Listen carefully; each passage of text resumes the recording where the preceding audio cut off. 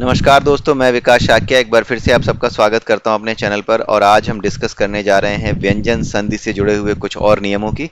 पिछले वीडियो में जैसा कि आपने कुछ नियम पढ़े हैं व्यंजन संधि से जुड़े हुए, और आज के इस वीडियो में हम त वर्ण से जुड़े हुए, यानी ये जो त है ना, कौन से वर्ग का, त वर्ग का। ठीक है, त वर्ग कौन सा है जिसमें ये आते हैं त, थ, द, ध, न, ये जो आते हैं इस वर्ग में जो त है इससे जुड़े हुए नियम आज पढ़ेंगे। तीनों नियम आज के इसी से जुड़े हुए होंगे। तो यहां पर जो पहला नियम है उसको समझने से पहले हम क वर्ग, आपका जो त वर्ग है, क, त, और एक है आपका प, ये और य वर्ग। ठीक है, इन चारों वर्गों के कुछ वर्ण हम याद कर लेते हैं। जैसे क वर्ग के जो तीसरे और चौथे वर्ण हैं ना, वो कौन से हैं, ग और घ। क और ख पहले दो हैं, ग और घ लास्ट के दो हैं।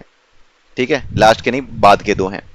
त में भी क्या है, त और थ, उसके बाद क्या आते हैं, द और ध आते हैं। ठीक है, ये हो गए।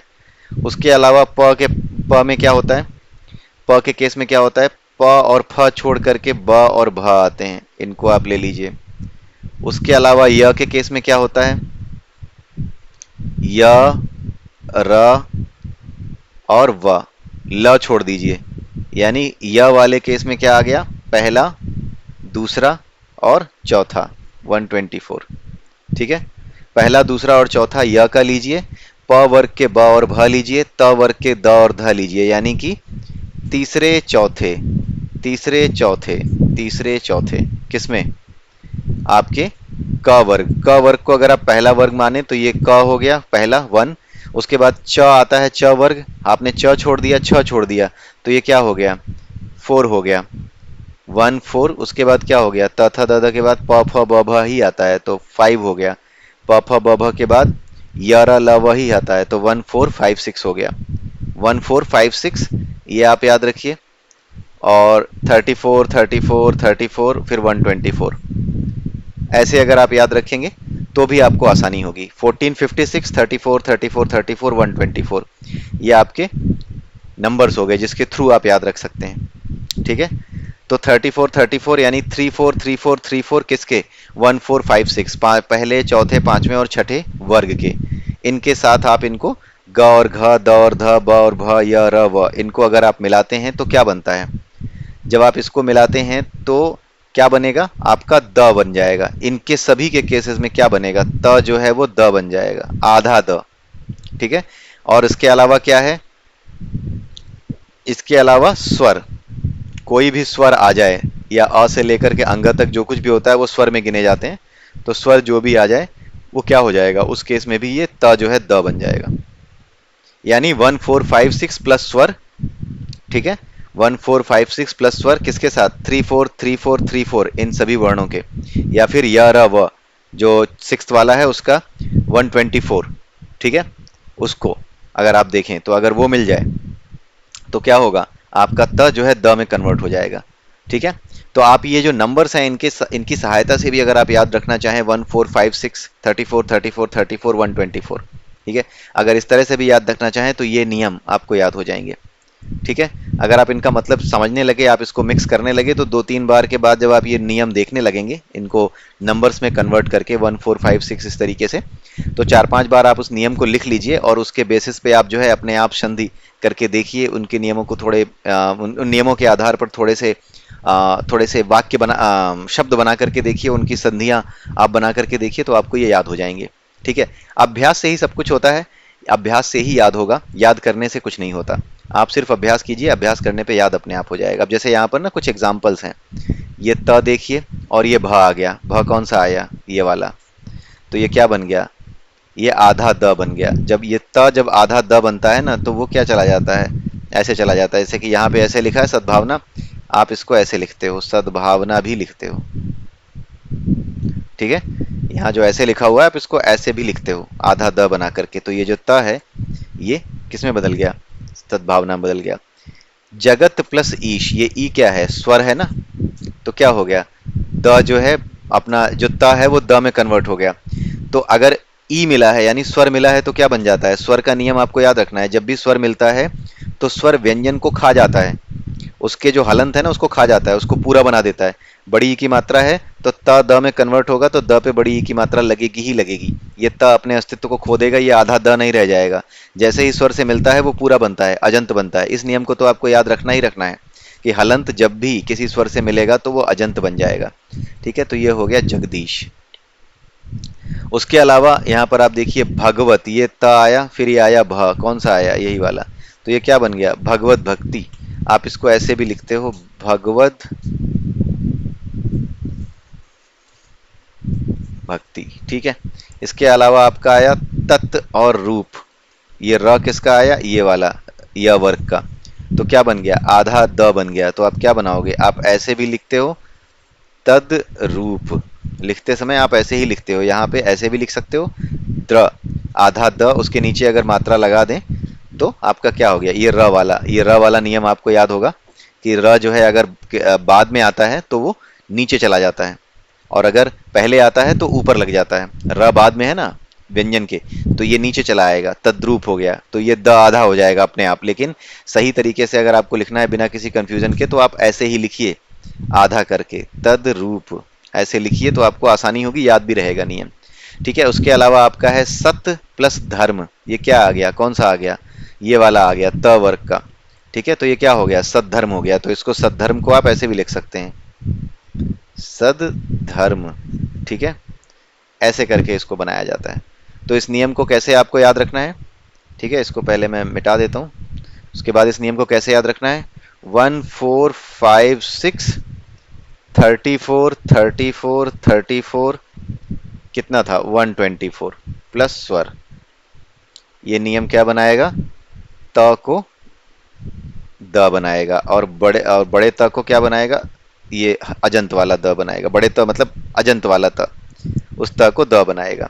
ठीक है, ये आपको याद रखना है। 1456 और 34 124। ठीक है, 34 इससे जुड़ा हुआ, हर एक के साथ 34 जोड़ दीजिए, 6 के साथ 124 जोड़ दीजिए, या फिर स्वर हो और उसके साथ अगर आपने त जोड़ा तो त का द बनेगा, और अगर आपने अजंत वाला त जोड़ा तो अजंत वाला द बनेगा। बस ये सिंपल सा नियम याद रखना है। ठीक है, आप यही शब्द जो आपके वर्ण होते हैं उनको इसी तरीके से, आप वर्णों के वर्गों को इसी तरीके से आप कन्वर्ट करके देख सकते हैं और उसको याद रखने की कोशिश कर सकते हैं। वन का मतलब है क वर्ग, उसके बाद क्या हो गया, च और ट दोनों गायब कर दिए थे, यानी दूसरा और तीसरा दोनों गायब कर दिए, तो चौथा आया त वर्ग, फिर पांचवा आया प वर्ग, फिर छठा आया य वर्ग। य वर्ग में 124, यानी पहला दूसरा चौथा। इसको आपने याद रखा और उसके बाद आपने प्रैक्टिस की तो आपको याद रहेगा। अगर आप प्रैक्टिस नहीं भी करते हैं तो भी आप सिर्फ और सिर्फ इस चीज को रटते रहिए, देखते रहिए, रोज एक बार देख लीजिए, 1 4 5 6 34 30। और प्रैक्टिस तो करनी ही पड़ेगी, लेकिन अगर आप ज्यादा प्रैक्टिस नहीं कर पा रहे और नियम याद रखने हैं तो आप 1 4 5 6 34 34 124 ऐसे याद रख सकते हैं। आइए आगे देखते हैं। त से परे च या छ होने पर च, ज या झ होने पर ज, ट या ठ होने पर ट, ड या ढ होने पर ड, और ल होने पर ल हो जाता है। अब आप देखिए, हमने जो छोड़ दिए थे ना, कौन सा वर्ग छोड़ा था, दूसरा वर्ग छोड़ा था। दूसरे वर्ग को क्या कहते हैं, च, छ, ज, झ, व, ये दूसरा वर्ग होता है। ठीक है, उसके अलावा तीसरा वर्ग कौन सा होता है, ट, ठ, ड, ढ और ड़। ठीक है, ये होता है। अब जो इसके अलावा कौन सा है, ये ल। ल किसका वर्ग का था, सिक्स्थ वर्ग का था, क्योंकि ये किस में आता है, य र ल। आपने य र और व देखे थे, ल छोड़ दिया था, तो जो बच गया है ल ना, इसको लेना है।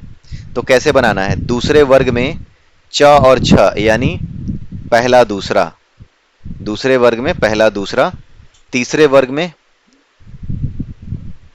पहला दूसरा, और उसके बाद जो है आपका छठे वर्ग में ल, यानी कि तीसरा।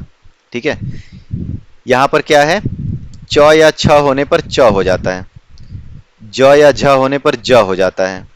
ठीक है, ज या झ होने पर ज हो जाता है, यानी कि आपका यहां पर क्या बन रहा है, च या छ होने पर 1 2। ठीक है, 1 और 2 इन दोनों में क्या होना, च और छ होने पे क्या बनेगा, ज बनेगा, 3 में कन्वर्ट होगा। यहां पर भी क्या होगा, पहला और दूसरा, यानी ट और ठ होने पे किस में कन्वर्ट होगा, देखिए ट में कन्वर्ट होगा। ठीक है, ट या ठ होने पर ट में कन्वर्ट होगा। तो यहां पर क्या है, ये होगा आपका 1 और 2 को 1 और वो लिखिए 3 लिखिए। क्यों? क्योंकि च और छ होने पर क्या बना रहा है? च बना रहा है। ये नियम देख रहे हैं आप, च और छ होने पर च बना रहा है। तो 1 और 2 होने पर 1 और 3 में, ठीक है। और 1 और 2 होने पर यहाँ पर भी 12 13, ऐसे आप याद रख सकते हैं, ठीक है। यहाँ पे पहला ट जो है ट में कन्वर्ट हो जाएगा, और ठ जो ठ भी ट में कन्वर्ट होगा। पहला दूसरा पहले में कन्वर्ट होगा, ठीक है। और तीसरा चौथा यहाँ पे ऐसे लिख सकते हैं। इसको पूरा सही से अगर लिखना है, पूरे नियम को अगर हम देखें, तो 12 और क्या आ रहा है? 34 आ रहा है। 1 2 3 4, 1 2 3 4, तो 12 और 34 ऐसे याद रख सकते हैं, ठीक है। तो 12 किस में कन्वर्ट होगा?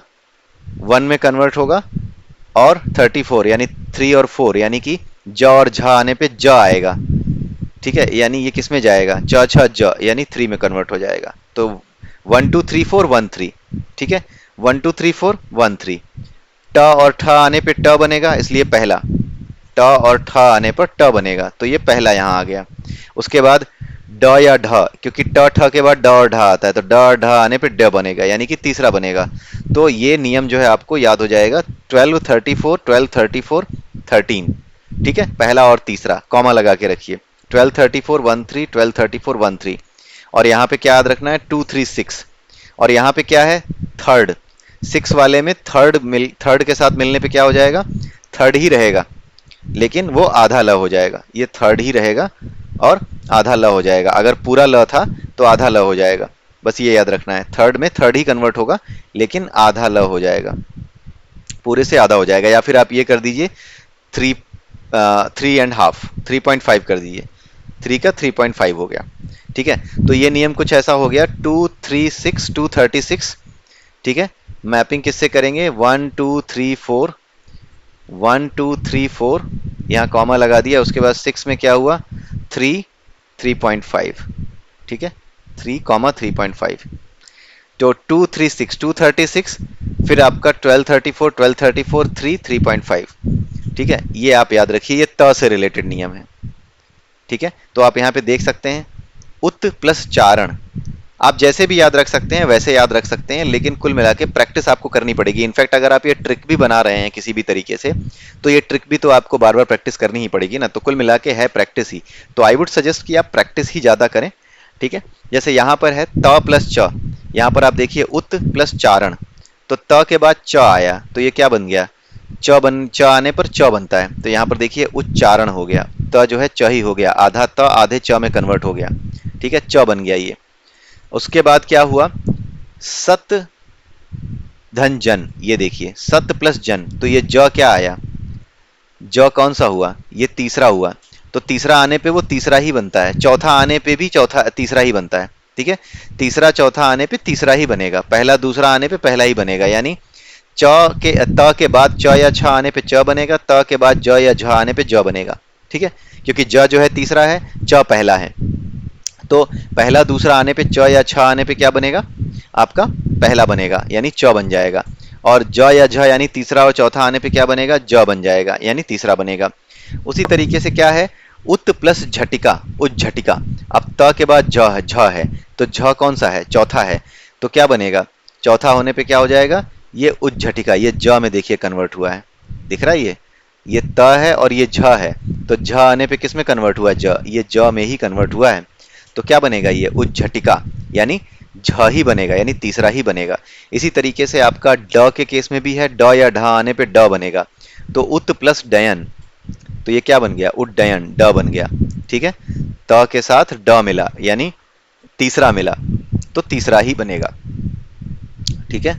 त के साथ तीसरा मिला तो तीसरा ही बनेगा, चौथा मिला तो भी तीसरा ही बनेगा, ठीक है। 3 और 4 का 3 में ही कन्वर्जन होगा, 1 और 2 का केवल 1 में ही कन्वर्जन होगा, ऐसे आप याद रखेंगे, ठीक है। तो यहां पर क्या है? उत प्लस लास, ये ल वाले के लिए बनाया, ठीक है। आप ये देखिए त जो है ये उल्लास हो जाएगा, त जो है ये ल हो जाता है, ल का होने पे ल हो जाता है, ठीक है। ल जो है ल ही रहता है, उत धन लास, उल्लास, ठीक है। तो ये जो है 3.5, इनफैक्ट आप जो है ये अगर देखें तो ये ल आधा ल, ये आधा त जो है ये ला के ल मिलने पे, ल के साथ मिलने पे क्या बन गया? उसको आधा कर दिया, मतलब जो आगे ल था उसके आगे एक आधा ल जोड़ दिया। तो ये 3.5 वाला थोड़ा ध्यान से याद रखिएगा, उत प्लस लास उल्लास, ऐसे करके किया जाता है। तो ये 236, उसके साथ आप देख सकते हैं 1 2 3 4, 1 2 3 4, ये जो रूल हमने बनाया इसको आप देख सकते हैं। तो ये नियम अगर आप याद रखते हैं, इनकी प्रैक्टिस अगर आप करते हैं, तो आपको ये चीज़ें अपने आप याद होती चली जाएंगी। मैं फिर से कह दूं, याद कुछ नहीं करना पड़ता, अभ्यास ही सब कुछ है।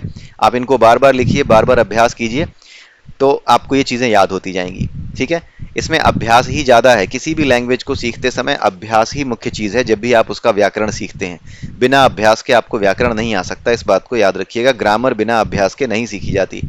ग्रामर और मैथमेटिक्स दोनों की एक ही खासियत है, बिना अभ्यास के वो याद नहीं रहेंगे, गायब हो जाएंगे। ठीक है, मैथमेटिक्स भी अभ्यास से आती है और ग्रामर भी, चाहे वो इंग्लिश की ग्रामर हो, चाहे वो संस्कृत की ग्रामर हो, चाहे हिंदी की ग्रामर हो, कोई भी ग्रामर हो, अभ्यास नहीं करेंगे तो गायब हो जाएगी। क्योंकि अभ्यास क्या है, अभ्यास क्यों करना पड़ता है? जो ग्रामर क्या है, ग्रामर एक तरीके से उसकी फिलॉसफी है उस लैंग्वेज की, किस तरीके से वो बोली जाएगी, किस तरीके से लिखी जाएगी। जिस तरह से मैथमेटिक्स है, उसके जो फॉर्मूले हैं वो क्या हैं, वो उसकी लैंग्वेज है, मैथमेटिक्स की लैंग्वेज है वो। इसीलिए उसको अभ्यास करना पड़ता है। कितने भी अच्छे से आप समझ लें, अगर आप अभ्यास नहीं करते हैं तो आप चीज़ें भूल जाएंगे।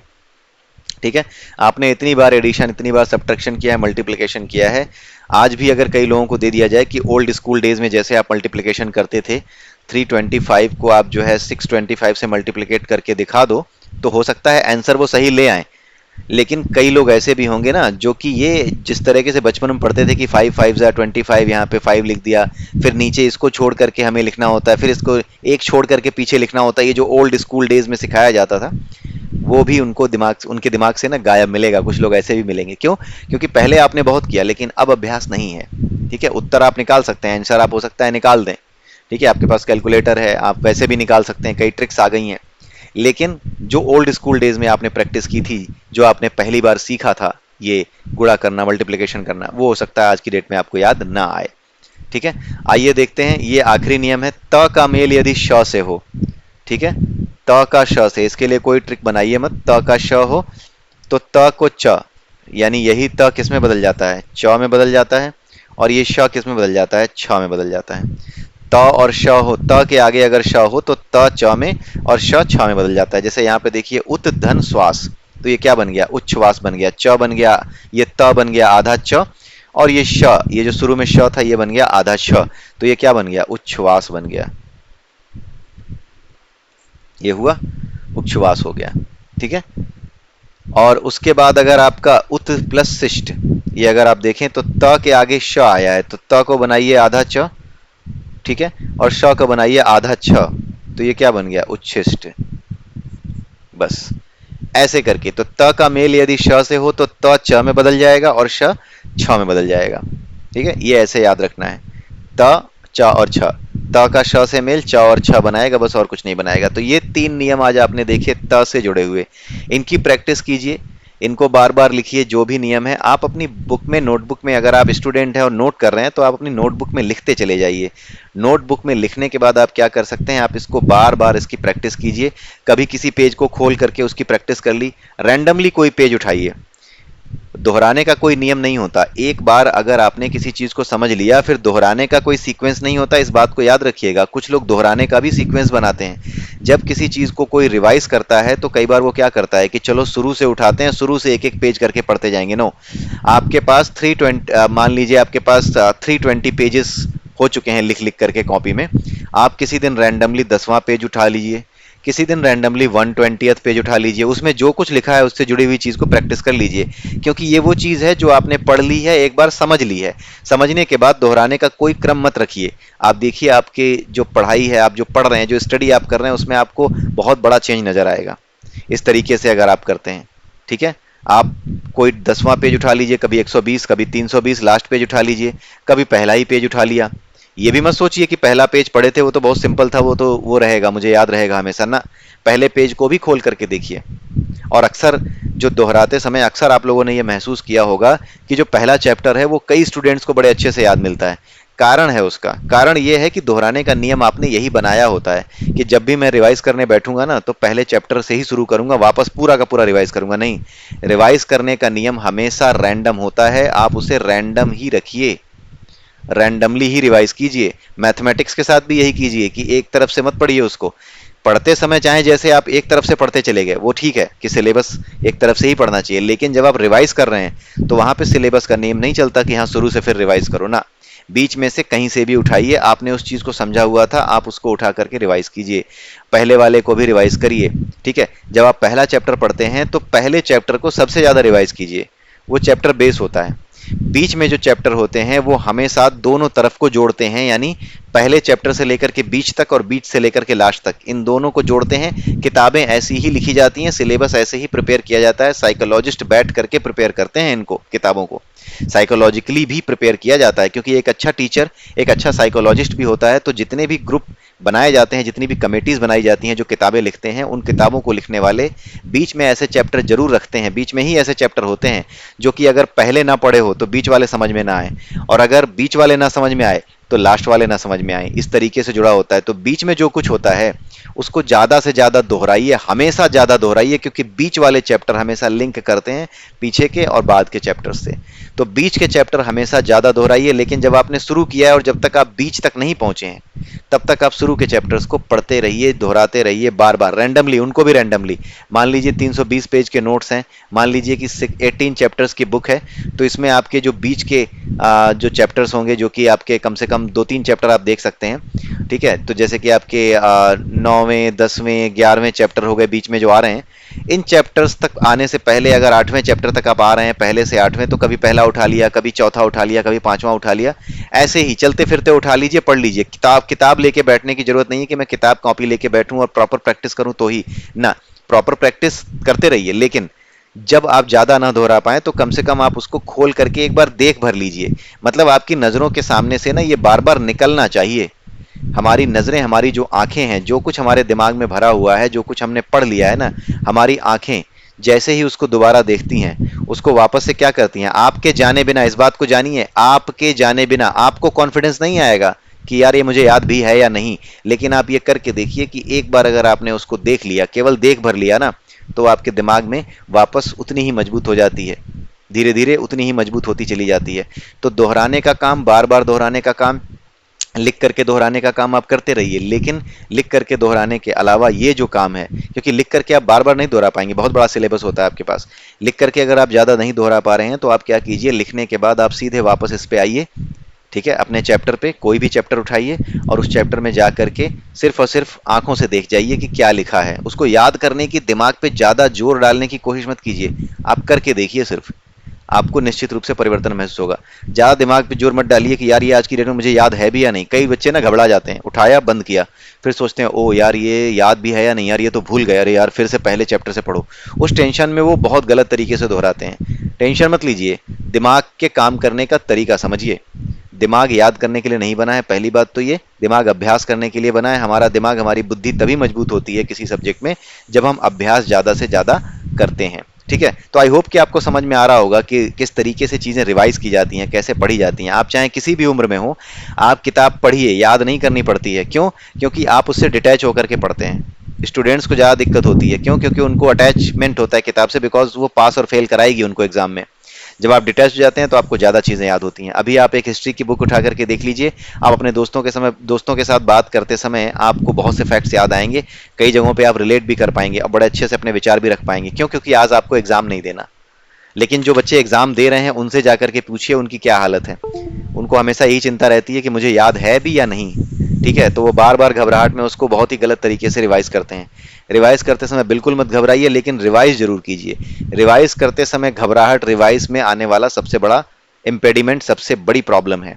ठीक है, जो भी प्रॉब्लम है वो सबसे बड़ी वही है। आप सिर्फ देखिए, ये मत दिमाग पे जोर डालिए कि आपको आज की डेट में ये याद था भी या नहीं ना। आप उसको बस पलटिए, देख जाइए कि ये था। पूरा तेजी से पढ़े नहीं भी पढ़ेंगे ना, पूरे के पूरे एक एक लाइन को नहीं भी पढ़ेंगे तो भी आपका जो माइंड है वो उस पेज को देखते ही उसको रीड कर लेगा। और वो जैसे होता है ना कि अंदर जैसे घी डालते ही आग फिर से जल गई, तो वो जैसे ही उसके सामने आएगा माइंड अपने आप पीछे से अपना काम कर देगा। आप माइंड को अपना काम कीजिए, आप काम करने दीजिए, आप अपना काम कीजिए। ठीक है, जैसे जब आप गाड़ी चलाना सीखते हैं तो आपका दिमाग पीछे से काम कर रहा होता है, आपको नहीं पता चलता कि किस दिन आप गाड़ी चलाना सीख गए। ठीक है, आपको नहीं पता चलता, पीछे से दिमाग ये काम कर देता है। तो दिमाग की इस क्रियाविधि को समझिए, चीजों को सामने ज्यादा से ज्यादा आने दीजिए, ठीक है, कोई भी किताब उठा करके, आप कितने भी बड़े हो गए हो, आप कुछ भी कर रहे हो, आप उठा के देखिए किताब को, सिर्फ उठा के देखना शुरू कीजिए। एक बार पढ़िए, दूसरी बार सिर्फ उठा के देखना शुरू कीजिए। अगर दोहराने का ज्यादा समय आपके पास नहीं भी है ना, तो अभी सिर्फ उन पन्नों को पलटना शुरू कीजिए जो पन्ने आप पढ़ करके समझ करके छोड़ चुके हैं। सिर्फ उन्हें पलटना शुरू कीजिए, बस एक नजर मारिए, दिमाग पे जोर मत दीजिए। देखिए क्या परिवर्तन आता है।